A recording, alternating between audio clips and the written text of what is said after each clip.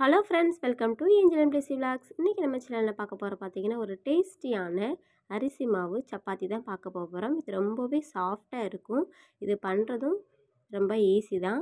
அது மட்டும் இல்லாமல் நம்ம எப்போவுமே ஒரே மாதிரி டிஃபன் பண்ணுறதுனால பிள்ளைங்க விரும்பி சாப்பிட மாட்டாங்க. நம்ம இப்படி டிஃப்ரெண்ட்டாக பண்ணி கொடுக்கும்போது நல்லா விரும்பி சாப்பிடுவாங்க. இது பிரேக்ஃபாஸ்ட்டாக எடுத்துக்கலாம், இல்லைனா நம்ம டின்னராக கூட இது எடுத்துக்கலாம்.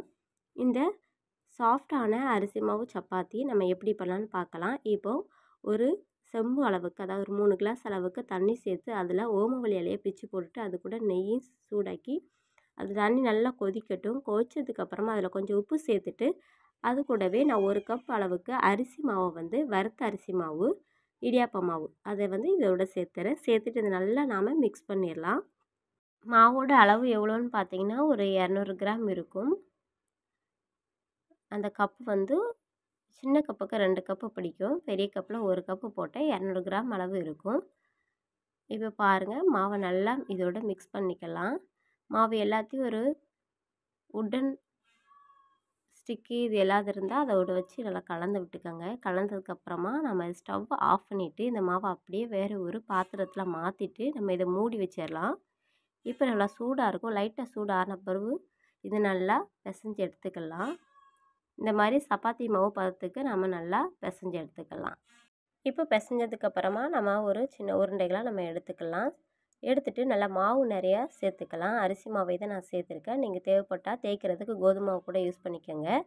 நம்ம ரொம்ப லைட்டாகவும் தேய்க்கக்கூடாது, ரொம்ப தின்னாகவும் தேய்க்கக்கூடாது. ஒரு மீடியம் சைஸில் நம்ம நல்லா இதை தேய்ச்சி எடுத்துக்கலாம்.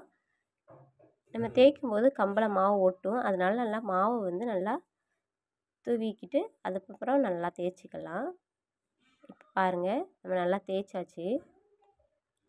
இப்போ நாம் தோசை டவாவை அடுப்பில் வச்சுட்டு நல்லா சூடானதுக்கப்புறமா இதை நம்ம சுட்டு எடுத்துடலாம்.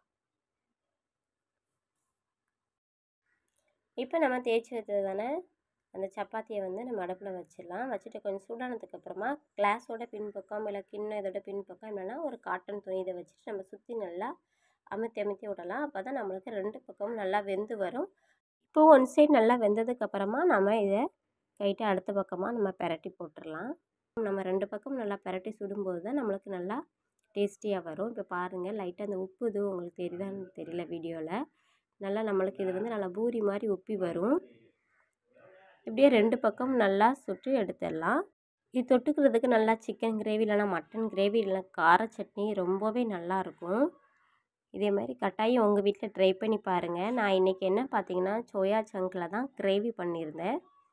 இது அதுக்கு ரொம்பவே காம்பினேஷன் நல்லா இருந்துச்சு. நீங்கள் மொச்சை கிரேவி இல்லைனா கொண்டக்கடலை கிரேவி இதுவும் கூட ரொம்ப நல்லாயிருக்கும். நீங்கள் கட்டாயம் உங்கள் வீட்டில் ட்ரை பண்ணி பாருங்கள். நல்லா சாஃப்டாகவும் இருக்கும். இந்த வீடியோ உங்களுக்கு பிடிச்சிருக்கு நம்புகிறேன். பிடிச்சிருந்தால் லைக் பண்ணுங்கள், கமெண்ட் பண்ணுங்கள். தொடர்ந்து அடுத்த வீடியோவில் சந்திப்போம். நன்றி, வணக்கம்.